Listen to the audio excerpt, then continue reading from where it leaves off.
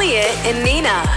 It is Eliott and Nina, and we have a very special guest joining us today here at the cookout. You've probably seen her blowing up all over the internet.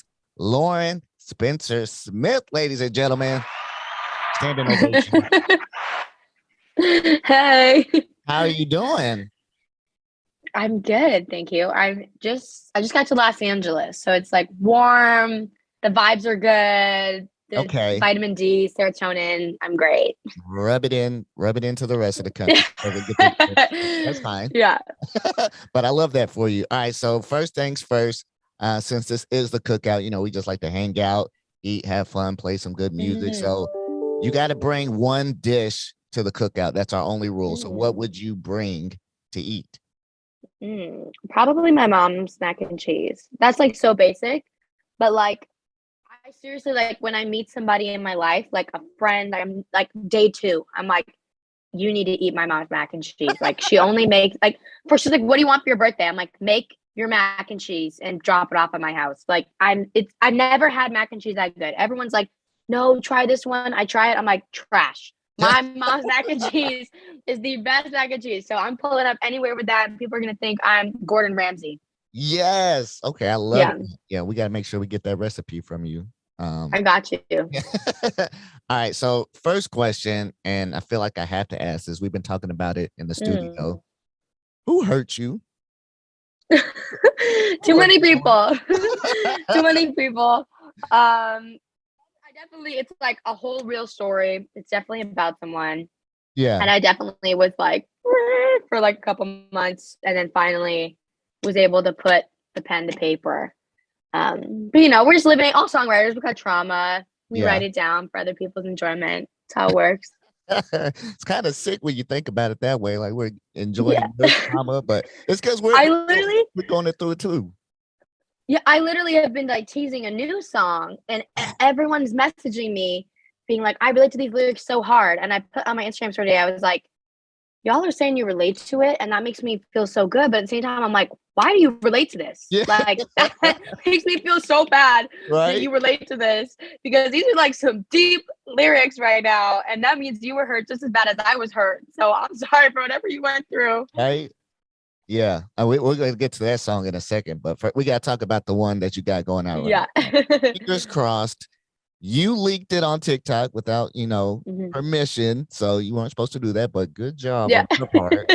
Because it blows up like immediately, gets to like 5 million views. Now it's over 100 million streams. What was that like for you to see that happen, and just how it organically blew up like that? Yeah. I was just so crazy, like watching the numbers go up and watching, like I've had videos go viral, but I haven't had something to that effect where every time I'm scrolling on my For You page, video after video after video is my sound, and people that I've looked up to my whole life are like following me and telling me they like it. And it was just so crazy, because you didn't never expect that to happen on one of your videos. But then also at the same time, it's so just amazing, because you've been writing for so long, you've been working for so long, and you're like, this is the moment. Like, I went through the trauma for a reason. Like, people like it, people connect with it, people want to hear my music. It definitely feels like you're going in the right direction and validates kind of all your hard work. Absolutely. What were some of like the bigger names that surprised you, that started the that you were looking up to? Yeah. I mean, Julia Michaels started following me and messaged me, and she's literally like, if you recorded my sessions, I'm like, let's do the Julia Michaels thing, or let's do the Julia Michaels JP thing. Like, both of them followed me, and I thought that was really cool. Jimmy Fallon put me on his story. What? Dan from Dan and Shay, and I like love country music. I love Dan and Shay. He reached out to me, and then just like a couple TikTokers that I've always liked and followed, and I love their page, and they've just like followed me back because they saw it on TikTok. It was just so crazy. Yeah, it's unreal to see that. But it seems like they want to say it's an overnight success, because that's easy to say. But in reality, you've been doing this like for years, like, entering song contests as a kid. Like most recently did American Idol like a couple years ago. Now you may not have won the contest, but I'd say you're winning in life. But Yeah. what did those experiences teach you? Going through that contest process. When you're a kid and American. Yeah. Yeah. I mean, especially American Idol, you're constantly. I grew up in a town where there just wasn't really people that sang and did music, and kind of like smaller town vibes. The big city was far away. So constantly being around other people that did what I did was one, just super inspiring and so fun. But at the same time, I would watch other people perform and be like, they were so good, their falsetto was so good, or their stage performance was so good. And I'd be like, I need to be that good. Like whatever they were good at, that was an area I didn't excel in. I wanted to be good at it. So constantly watching other people just be so great at their craft inspires me to then pick up the things that I'm not as good at. But it was so fun, like just knowing that other people love music the way you love music, because constantly growing up around people that don't, you think you're like one in a million, you're the only person who likes singing, and nobody's telling you to shut up. You start singing, someone's like harmonizing with you instead of telling you to be quiet in math class. And you're like, yeah, okay, we're clapping. There's like singing circles. Like it was just so inspiring to be all around that. No, that's awesome. I'm happy to hear that. One, because I feel like if you have a voice that's as great as yours, I would be singing all the time. I was like, is it hard for you to not sing like in everyday Yeah. situations? Because even people will be like, Lauren, be quiet. Like, I'm trying to do something. I'm like, oh, yeah, sorry, dude. Like, I'm singing. And then 2 seconds later, I'm like, oh, sorry. Oh, I forgot. Like, I just do it naturally all the time. Like, I'd be making my bed and I'm like, I'm making my bed. And I'm like, what is wrong with me? Like, you don't need to narrate everything you do with singing. Like, chill. Now I love it. Like makes your life a musical, Yeah. All right, so you alluded to it earlier, but I gotta know when is this dropping? This one right here. Flowers? Flowers aren't just used for big apologies. I guess I should have been more conscious how you spoke to me. And when we fight, you give me space and I communicate. And for a while, I thought that's what I should have. First of all, why'd you do that to us? Second of all, when is that coming out? Yes, it's definitely like the first day I teased it, everybody was like, this is gonna take as long as fingers crossed, like not her doing this to us again. Yeah. But I like assure everybody it is not going to take as long as fingers crossed. I'm sure I'll be announcing the release date really soon. But definitely near future. I just announced the pre-save yesterday. So pre-save it so we can release it sooner. But it's gonna be my next song. So for sure. It's gonna make me cry my eyes out for the rest of my life. But I'm here for it. I love it. Sounds it great. is like it's really the gut wrencher. Like when I play all my songs for people, that's the one they're like, dude, like really? what is wrong? Like, are you okay? Like seriously. I remember I sent it to my boyfriend right after I wrote it, and he just responded and was like, babe, are you good? And I was like, no, I'm not. Like dang, he's like probably questioning, are we good? Hearing something like that. He's like, did I do Yeah. something? Yeah. But that does raise an interesting point, you being in a relationship and having a boyfriend, but you're still putting out these sad songs. Like, how is it like easier to write sad music, or is it like you got to get those feelings off before you talk about how you're in a happy relationship? Yeah. So it's actually like Flowers, especially, is actually I met my boyfriend and I wrote it about that. So like the chorus, it says, I guess that flowers aren't just used for big apologies. Yeah. And I guess I should have been more conscious how he spoke to me. It's because like the last person essentially would buy me flowers when they were sorry, whereas my boyfriend now buys me flowers every week just because he loves me and just because he's like, you had a great day, so I just wanted to celebrate you because you're awesome. And so then my boyfriend just started treating me right, and I started learning all the things that should have happened in my old relationship. So in a way, this song paints my boyfriend in such an amazing light, and the old person in not a great light. Like there's even a line in it that actually says in the second verse, if it's what you need to tell yourself to sleep at night, pretend I haven't found a man who finally treats me right. So like it says in it, like if you know what it's about, you're like, oh, her boyfriend's like the bomb. Yeah. Like we just don't like the ex. Right. Yeah. Okay, that makes sense. That's good for him then. That's awesome. Isn't it great to be in a healthy relationship, not in toxic stuff?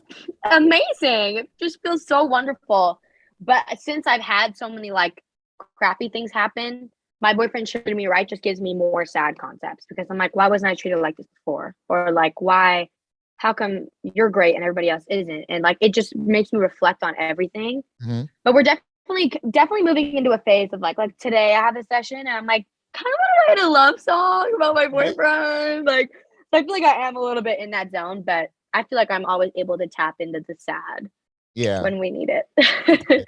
Good. Yeah. Cause for sure those songs are hitting and they're hitting everybody right in the Yeah. feels. And it's crazy because, you know, you're so young, but obviously you have, you know, so much experience. And I saw that, you know, you're an empath and you're going through go Yeah. to therapy and all this stuff. And you're only like 18. So what would you say to like other teenagers and young adults who like are maybe hesitant to get into counseling and, you know, dealing with mental health and going to therapy? Like how Yeah. it worked for you and what advice would you give to other young Yeah. adults? I would say it's definitely scary. Like, even like when you say the word therapy, like at first I was like, hell no, I'm not going to therapy. Like, nope, I'm not talking about my stuff.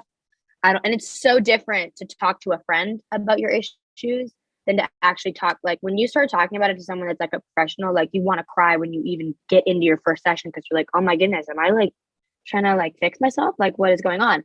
But I would definitely say it takes time to find your counselor and your therapist. Like, if you join your session and just for whatever reason you're not vibing with the counselor and you feel like the vibe's off, that's just not your counselor. Like, when I first went, I had this woman and I love her. She was wonderful, but I straight up lied to her. Like, she would be like, so is anything going on in your life? I'm like, no, like I've never had anything. That I literally lied to her for like 2 months. And then I stopped going, didn't go for 6 months. And then I started going again and to my counselors now. I told them everything from the get-go. So it's totally about just connecting with someone, but I could not express more how great and important it is to just, even if your life, you don't need to go to therapy if your life is like terrible and you're like, I hate my life. Like, you should go even when you're happy, just to have like an unbiased perspective on things in your life. And, you know, they help dig up things and you learn things about yourself. Every time I'm done therapy, I want to call someone and be like, this is what I learned. I'm so happy that he helped me bounce this way. You know, I said this to my mom the other day, but my therapist made me see it from this perspective. And now I completely understand it. Like, you just feel so good and like you have a great head on your shoulders when you do it. So even though it's scary, worth the risk. And you can join and talk about none of your issues for 10 weeks if you want. And just be like, you know what, my day was good. And just talk about your day and get comfortable with that person. It's worth it. I say to do it. You'll be a better person because of it. Oh my goodness. This couldn't have said it better. Couldn't have said it better myself. That's amazing. Yeah. Why didn't I have friends like you when I was 18? All right. Unrelated question, Lauren. Because you work out, you go to the gym and stuff, right? Oh yeah. I've been seeing some like contradicting things on TikTok and social media about, you know, being hit on at the gym. Like, some people have gym crushes and other people are like, don't bother me when I'm at the gym. Is it ever okay to hit on somebody at the gym, or are you just like, mind your business? So I will say, as a gym rat, it's kind of standard practice that when someone's in the middle of like a set or a workout, like, don't go up to them. Like, when I'm literally mid squat and you're trying to be like, hey, I'm like, everybody knows I'm trying to finish my set. So like, let me get to my number 8 squat. And then when I put the rack down, taking a break, maybe you can come up. I'm all for people shooting their shot. I think it just depends how you're doing it. Like, I've had people come up to me and they're just like, hey, and I'm already uncomfortable because I'm like, that's just me. But Yeah. they're like, I just want to know if I can get your Snapchat. And then I'm like, oh, like, sorry, I'm just like not interested, or like whatever. Now I have a boyfriend. So I'd be like, I have a boyfriend, back up. But like, if someone does it in a respectful way, you're like, okay, sure. Does make you a little bit uncomfortable because then you walk around the gym and you're like, whatever. But I'm all for people shooting their shot. But if someone comes up and is like, you know, I saw you doing them squats and I just wanted it. It's like, what? Like, that's disgusting. Why are you doing that? It's so gross. I feel like diminished as a woman. Like, it just depends. Like, you can walk up and, hey, what's your number? I thought you were cute. That's all right. But also, like, the gym's a place of work. People go there to mentally get their head on straight and work on themselves. And it's not a place where I actually met my boyfriend kind of at the gym. So I can't even say anything. But he was respectful. Like, he didn't come up and be like, I saw your ass when you were doing that. Like, he was just nice, like an angel boy. So it really just depends. What did he say? How did he approach you? We gotta know the success story. It wasn't really like he came up to me like that. It was more of like we kind of went to the same gyms. We knew of each other, and then we had like some people that we knew that worked out with each other, and then we kind of started talking. Like it wasn't really like he came up and was like, "Hey, like, can I get your number?"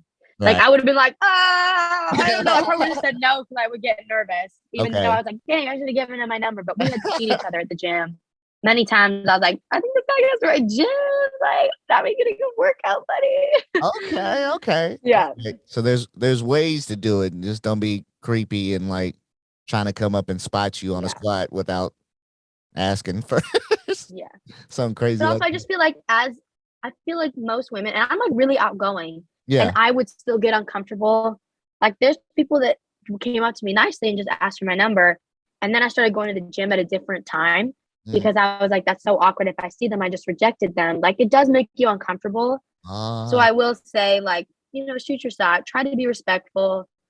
And because a lot of guys, they ask me number when you say no, they're weird about it, right? Yeah. But if they're like, okay, no problem, like don't worry, then you're like, okay, we're still friends. That was chill. Yeah. Like we're good. Right. Gotta be able to handle the rejection in a respectable way. Because I know a lot of people are like, sorry, I talk to prettier girls anyway. Like, why would you say that? Yeah. That's so the men on the street in New York when they walk by and they're like, hey, shawty, and you're like, please stop. And they're like, you're fat anyway. And you're like, what? We switched up so quick. Like, what are you saying? That's crazy. Oh man, but so great to talk to you, Lauren. Anything you want to say to your fans about the support for Fingers Crossed, about upcoming flowers before we let you go and get up out of here and let you live your life in LA? Yeah. I mean, I would just say thanks. Like nothing I do is possible without any of the support of my fans. They didn't blow the video up. Like they pre-save, they listen, they stream, they support me. I love my fans. And I always say, let's cry together. So I can't wait. Flowers comes out. We're all going to be in tears again. And I promise you it will not take as long as Fingers Crossed. And we're all in this together. And I love you guys. Thank you so much. That's so awesome. Once again, ladies and gentlemen, Lauren Spencer Smith, standing ovation. Thank you so much for taking the time and joining us here at the Cookout. We wish you nothing but the best in your future endeavors. Yeah, thank you so much.